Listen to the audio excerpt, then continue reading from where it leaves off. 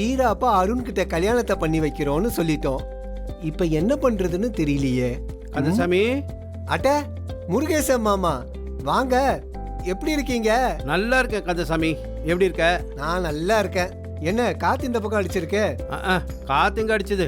உன் ஃப்ரெண்டு அருணாச்சலம் இருக்கானே, ம். அவங்க அப்பா அடிச்ச அடியில தான் நான் இந்த பக்கம் வந்து சேர்ந்திருக்கேன். என்ன என் ஃப்ரெண்டு அருணோட அப்பா உங்களுக்கும் தெரியுமா?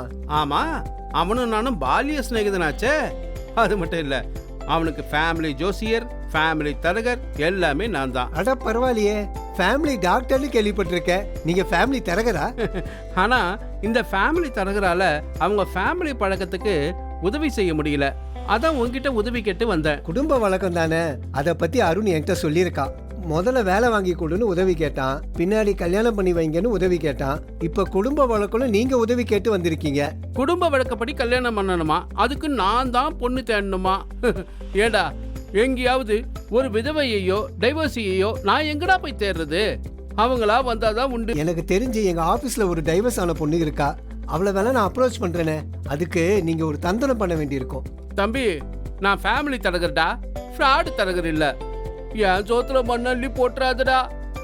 உங்க கம்பெனில இந்த ஆனுவல் மெயின்டெனன்ஸ் பண்ணுவாங்கல்ல, இந்த வருஷத்துக்கு ஒரு தடவை ஒரு அமௌண்ட் கொடுத்து இந்த மிஷினரிஸ்லாம் க்ளீன் பண்ணுவாங்கல்ல, அதே மாதிரி என் ஃப்ரெண்டு இருக்கானே, அவன் வருஷத்துக்கு ஒரு வாட்டி ஒரு தொகையை கொடுத்து அப்பப்போ அவனுடைய ராகு பிரச்சனை, இந்த சனி பிரச்சனை, இதுக்கெல்லாம் பரிகாரம் செஞ்சுக்கிட்டு இருக்கான்.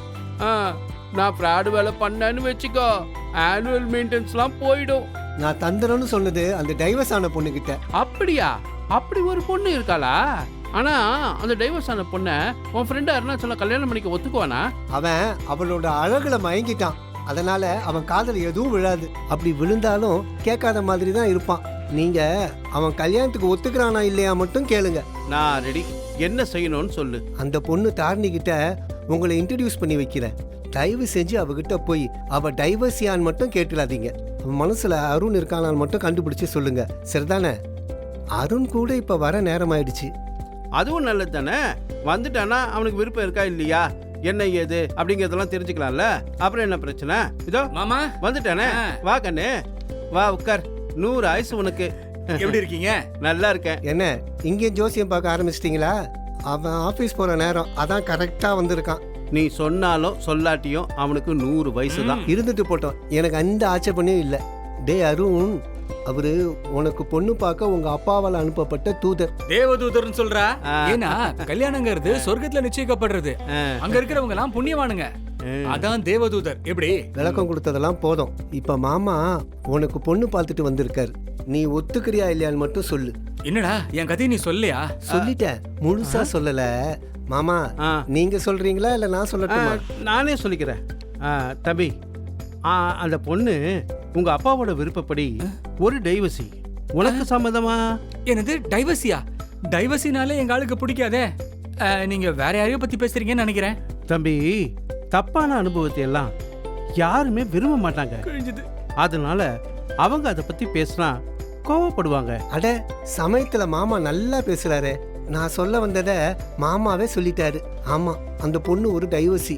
ஏன்னா டேய், அபாண்டமா போய் சொல்லாதடா. அவ டைவர்ஸையும் மறு கல்யாணத்தையும் எதிர்க்கிறவ. இரு, தாரணிக்கு நானே போன் போட்டு கேட்டேன். டேய் டேய் டேய் போன் பண்ணாதடா. அவ போய் சொல்றான்னு தான் மாமா சொல்றாரு. எந்த டைவர்ஸியாவது ரீமேரேஜை எதிர்பார்லாடா. அதனால உனக்கு கசப்பான இந்த உண்மைய, இனிப்பான உங்க விஷயத்த உங்க அப்பாவுக்காக நீ ஒத்துக்கிட்டு தான் ஆகணும். டேய் என்னடா சொல்ற? அப்ப என் தாரணி இன்னொருத்தர் கூட வாழ்ந்தவளா? கடவுளே, எனக்கு இப்படி ஒரு ஷாக்கா? தம்பி, உனக்கு அந்த பொண்ணை பிடிச்சிருக்கு.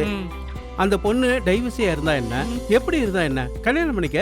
ஆமாண்டா, உன் காதல் உண்மையானதுன்னா நீ ரிஷி மூலம் நதி மூலம் இதெல்லாம் பார்க்க கூடாது. அது சரிடா, அவ டைவர்ஸின்னு நீ கண்டுபிடிச்சிட்ட. ஆனா இவ்வளோ பெரிய விஷயத்த முழு பூசணிக்காவ சோத்துல மறைச்ச மாதிரி மறைச்சிட்டாளேடா. அத நினைச்சாதான் 1000 பொய் சொல்லி ஒரு கல்யாணம் நடக்கிறது இல்லையா தம்பி? அது 1000 பொய் சொல்லி இல்ல, 1000 பேர்கிட்ட பொய் சொல்லி கல்யாணம் பண்ணுன்னு பெரியவங்க சொல்லுவாங்க. அது மருவி 1000 பொய் சொல்லின்னு மாறிடுச்சு.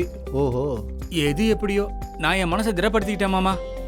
டேய், நீ உன் மனசை திடப்படுத்திக்கிறியோ இல்லையோ, ஆனா அவ டைவர்ஸியான்னு மட்டும் போய் கேட்டுடாத. ஆமா, நீங்களும் போய் டைவர்ஸியான்னு கேட்டுடாதீங்க. ஆனா இவன் அப்பா கிட்ட அவ டைவர்ஸின்னு சொல்லிடுங்க, உடனே சம்மதிச்சிடுவாரு. அது என்னமோ சரிதான். போன் வருது. ஏழு பேசு. சொல் தரணி. அருண், எங்க அப்பா கிட்ட நம்ம விஷயத்த சொல்லிட்டேன். அவர் உடனே சம்மதிச்சிட்டாரு. ஆமா, தான் பெத்த பொண்ணுக்கு மறுவழி கிடைச்சா சம்மதிக்காம இருப்பேன். என்ன அருண் முணுமுணுக்குறீங்க?